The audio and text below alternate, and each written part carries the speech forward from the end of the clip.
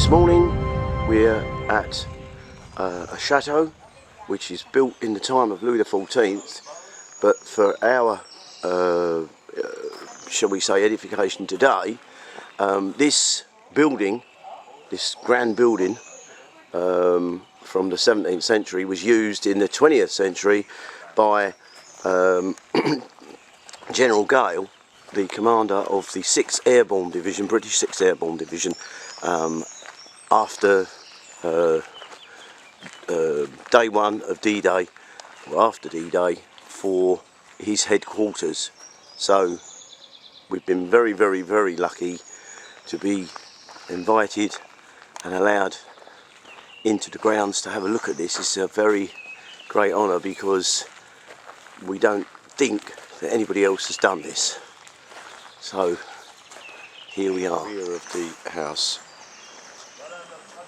Today the people that live in this are an elderly couple, very, very nice people.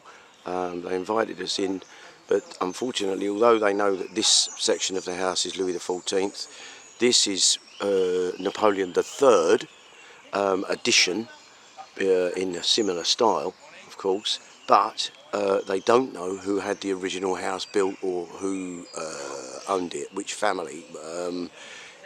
It's likely that it's a noble family of some description, whether it's lesser nobility or whatever, but it's got to be somebody to have afforded to have done this. There's the house, a couple of cars on the front. That's Assie, the resident huge dog. Yeah. Yeah. We're very, very lucky. We've had coffee and a chat, and we even had a resident interpreter come in. Okay. We're here at a place called Pointe du Hoc.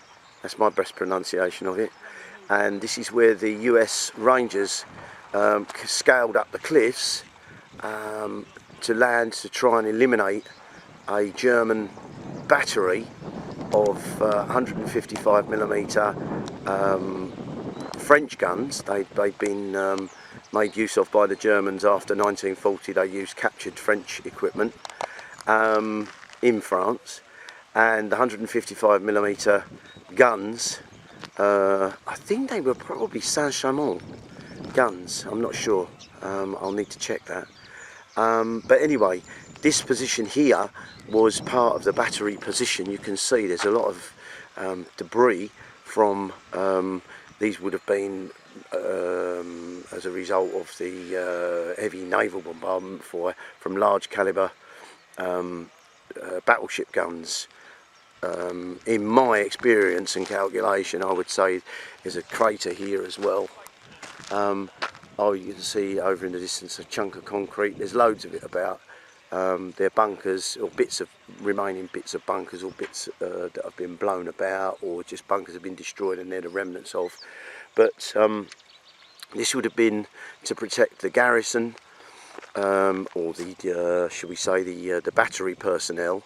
There were 6 guns here, and they would have been, this point sticks out between Omaha and Utah beaches, and would have been able to form together with other adjacent batteries further along the coast and inland, a matrix of fire that you'd lay down on the beaches. So obviously these parts of the matrix would need to be eliminated, and the idea, the plan was, the Rangers landed as a conventional sea force, didn't come in by air, and they they landed on the beach. They then scaled the cliff by rocket fired grapplings, scaled the cliffs under intense fire, because when they got in, the Germans were already in position, because the naval bombardment had already been completed about half an hour or 40 minutes before. They were late arriving because of wind and tide, the darkness and so on. So as a result, they came in under fire. The enemy weren't suppressed. They'd been suppressed, but had come out of their defensive positions and hidey holes, and had manned the cliff top. So the resistance was quite fierce, and a good number of casualties were incurred on the way up the cliffs. But the first American got to the top about 5 minutes or so after landing, or after the grapplings went up, and then the position was cleared. But when they got to the top, what they found is there were no guns. The guns had been withdrawn, I'm not sure, a kilometre or so inland from the position, because clearly the Germans knew full well what was coming, and 24 hours before the major assault had actually cleared the position of the guns. That would have caused an inconvenience to the Germans, but didn't stop those guns firing from the inland position.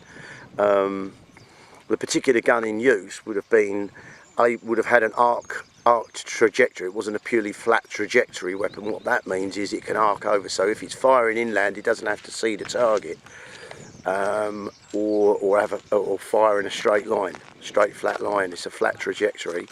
These would have had a curved, more parabolic trajectory to fire over, but they would have needed observers rather than having prepared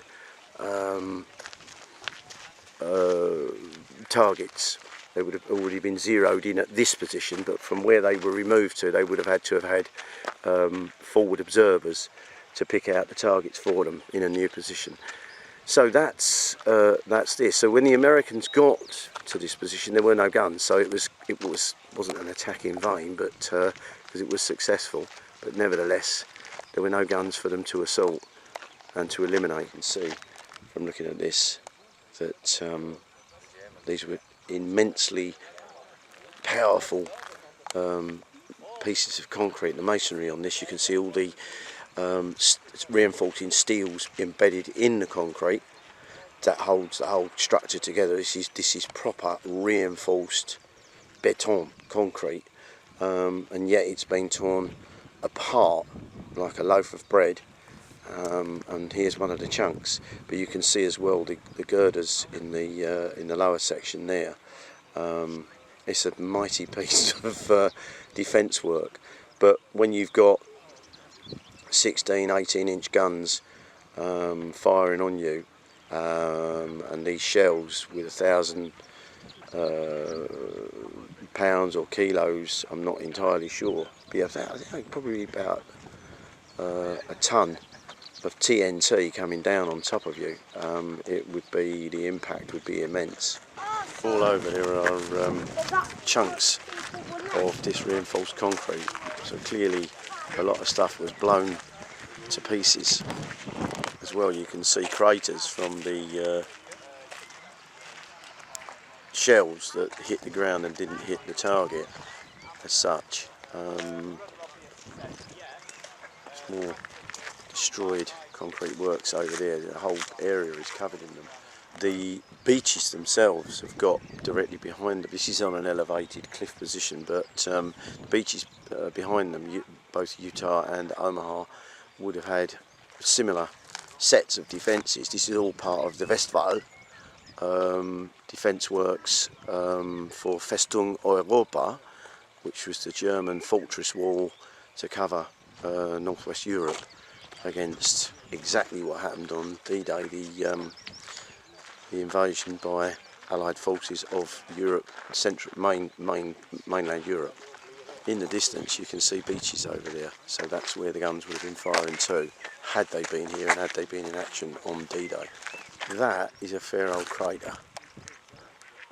That's got to be an 18-inch or 20-inch gun. I'm not sure if the Americans had 20-inch guns. It's an 18-inch shell. Here is another piece of concrete blown away. This kind of site is just, it's evident everywhere. It's strewn all over the show, so it would have been subject to a massive and heavy bombardment, and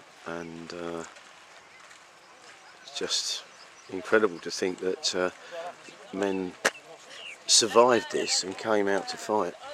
Incredible. This is a demonstration of masonry construction. You can see it's built like old style fortress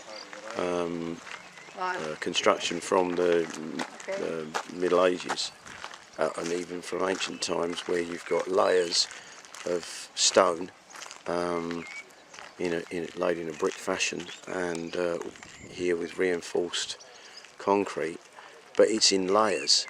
And so when you blow one layer off, you've got another layer to go through, and another layer to go through, and another layer to go through. So getting through it is not easy. And it's also a way of constructing a massive defence without having to try and build it all in one go. You build it up in layers, and you can see as well it's ballistically shaped on the top, so that if something hits the top, it can bounce over. It's not just slab-sided. It's intended to deflect shot. So interesting, and you can see that this one particularly has, when all else around it has been reduced, this is still standing. So it's a pretty tough nut to crack. View from the front end of this gun position, and you can see how solidly built it is, so much so that even frontally it's been battered and battered and battered. I mean, there wouldn't have been a gun in here because they withdrew them, but you can see that it has survived. It has actually survived the bombardment, so it's still standing today. It's incredible. You can see all the metalling that's sticking out, the reinforcing of the concrete. You can see girders in there as well, reinforcing it. It's a monumental structure, and it did its job. It survived the bombardment.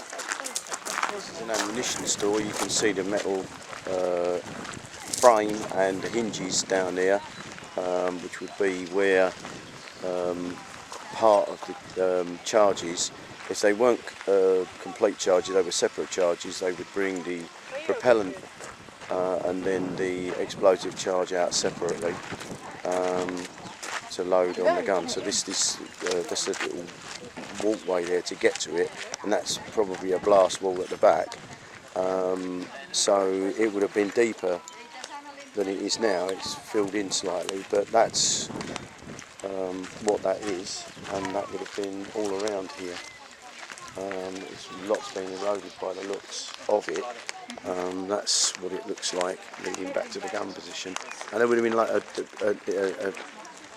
from my knowledge, there would of other positions, there would be a lot of interconnecting transit trenches around here, so that you could go below the surface from A to B. Looks, I'm not certain because I haven't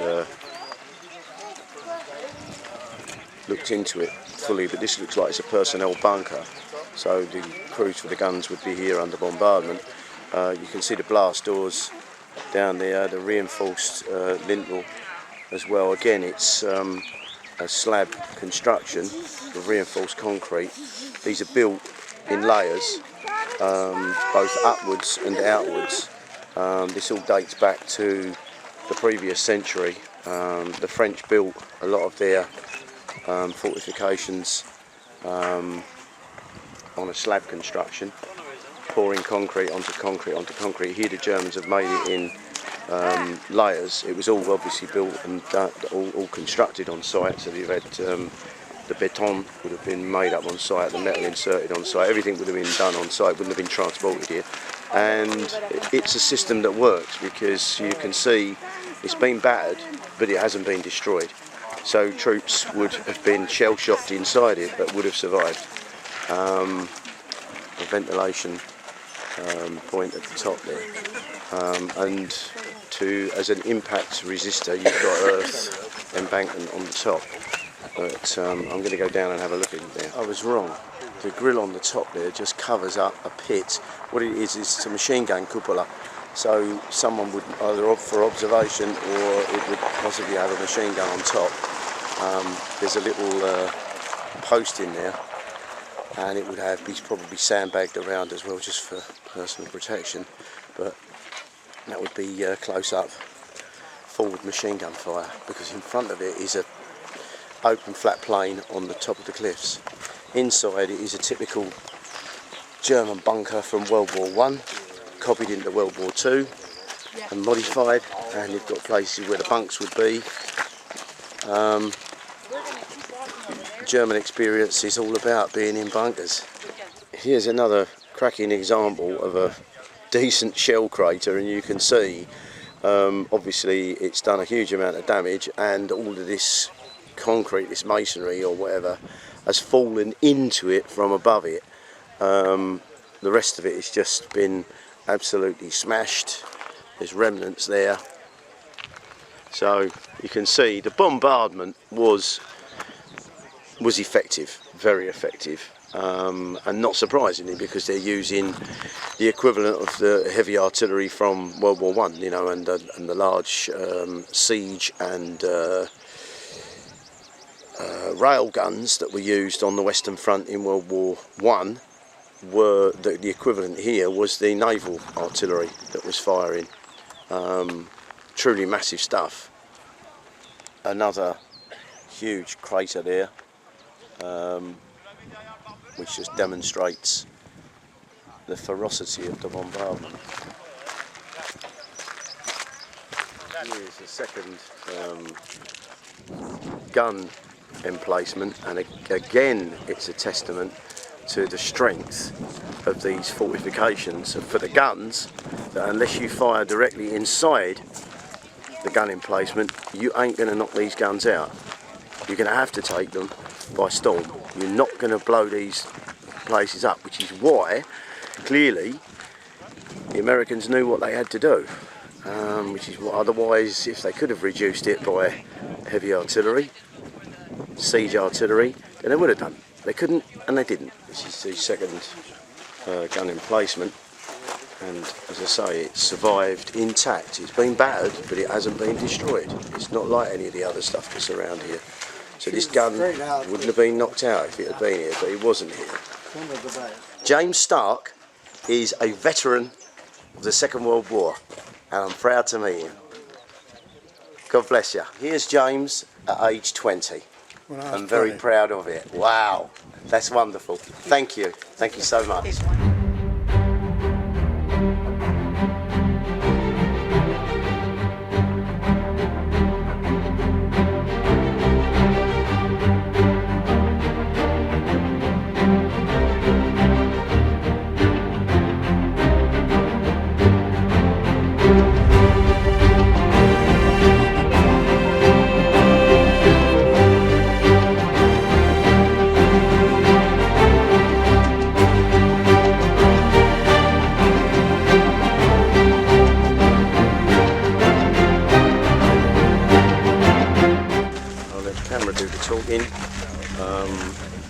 More than 60% casualties.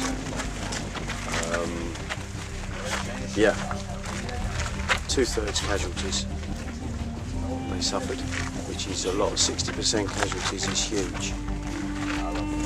You extrapolate that to an army of 225,000 men, and there's only 90,000 left. It tells you how many casualties you'd suffer. So there we are. Here are my two travelling companions. It's Ken, my brother, and my son Joe.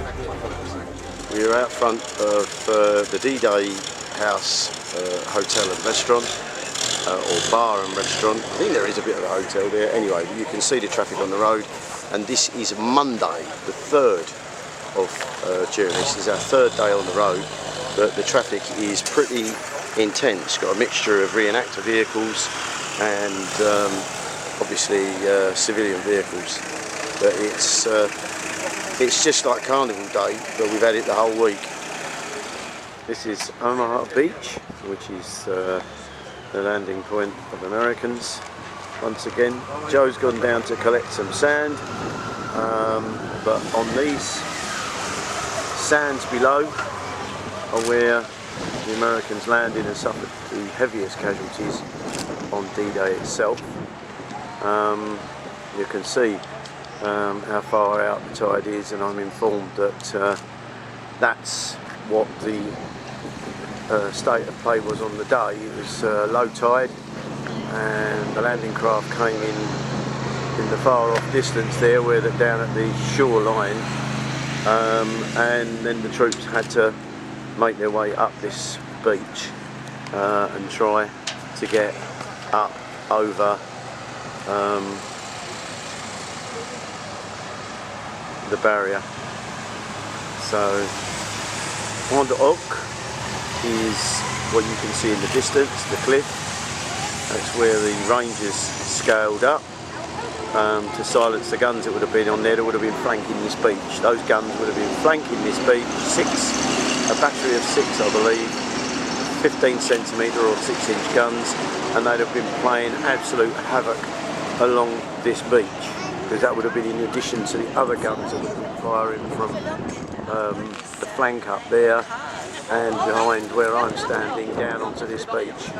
So the casualties would have been far greater with the addition of even those 6 guns, because they're 6-inch guns that have been putting a heavy shell down on the beach, and they could have covered the whole extent of this beach with their fire, because the range would have been easily the whole length of this beach.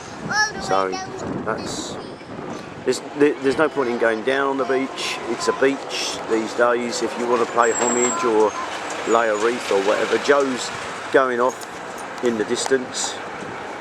There he is, down there. That's Joe. He's going to go and collect a pot of sand on Omaha Beach, one of 5 pots of sand that he'll collect. He was intending to get a pot of shingle from the beach at Pointe du Hoc, but I think the tide was in then, so it wasn't easy to get to, plus there was a great crowd thronging. If he has a possibility, he will go on Friday of this week to get a pot of sand. So there he is, he'll get it in a minute and he'll bring it back. This is the large German war cemetery at Cambe, which is just off the main highway back towards Cambe from Omaha Beach. And most of the Germans in here fell in June and July in the fighting around here. Each marker isn't for one soldier, it's for, sometimes there's an odd one, but generally it's for at least 2, 3 or even 4, so you can multiply that out. We're going round on the monument, looking here. You can see little bunches of flowers here and there, odd roses, but they're always very sombre places, German cemeteries.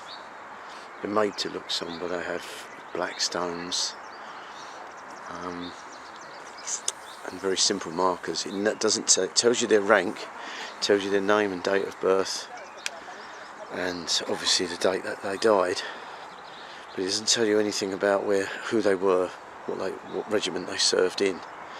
Only they were a German soldier of a given rank, and that's it.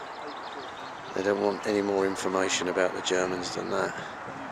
Although these cemeteries were looked after initially by the Germans themselves, but I think there must have been some agreement on having the bare minimum of information about these young men. We've seen some who were born in the 1900s, so in their 40s, and some who were born in the mid-1920s, so as young as 18 or even 17, and quite a few, oddly enough, that we found that were killed around about their birthday in the summer, in June and July. So there we are. And got my dad, he's putting a remembrance cross on the German war cemetery here, just paying respects to the fallen, like the Americans and the British and the French and the Canadians and all the other allied nations. These were also young men taken far too soon.